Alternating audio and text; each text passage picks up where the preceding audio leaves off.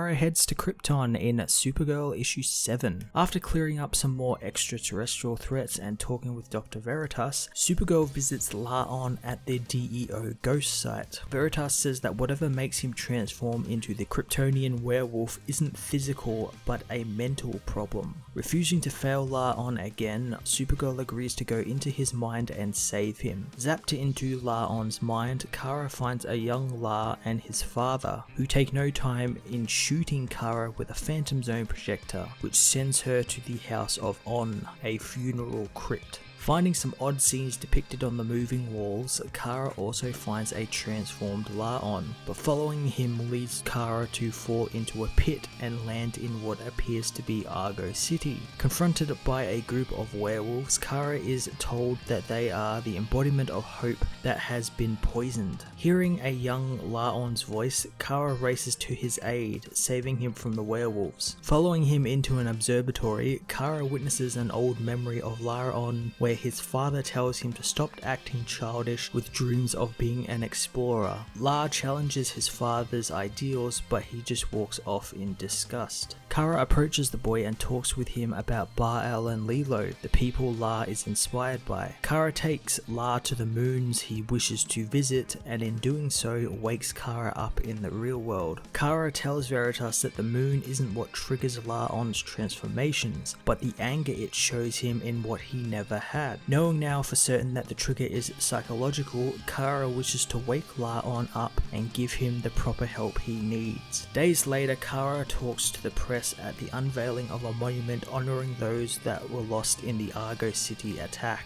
She says the names on it are the people who overcame evil and rose above their differences to help out one another. Saying goodbye to her mother, who is also named on the monument, Kara retreats to the clouds, where Superman finds her, saying her speech was beautiful, but they need to talk about their current situation. Supergirl issue 7 was a rather interesting kind of one-off issue. It was sort of a continuation of the stuff we saw in the first issue of this new series, but also kind of a standalone story, and it was a really cool one as well, with Kara entering the mind of this other Kryptonian she's trying to help, and it was really cool. I really like this whole Kryptonian sort of disease thing that turns you into a werewolf and it's all in your head and everything, and I thought that was really cool, and I hope maybe La-On might stay on in this book as like a sidekick or something. I hope he sticks around and doesn't end up dying or going somewhere else, and he's a pretty interesting character from what we've seen of him, what little we've seen of him. I think there's definitely room for him to become a much better character as well, and a really interesting one as well. He seems pretty interesting. Then there's also the ending of this book, which teases Kara meeting Superman for the first time, well, meeting the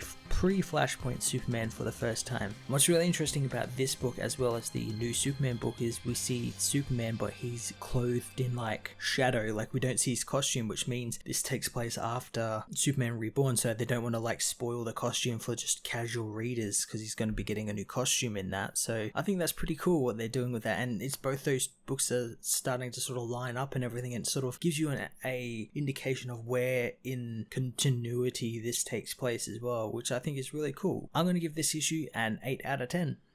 Thanks for watching. Remember to leave a comment in the comment section below, or follow the links on screen now to other reviews or topic videos. If you haven't already, remember to subscribe for more weekly reviews and videos.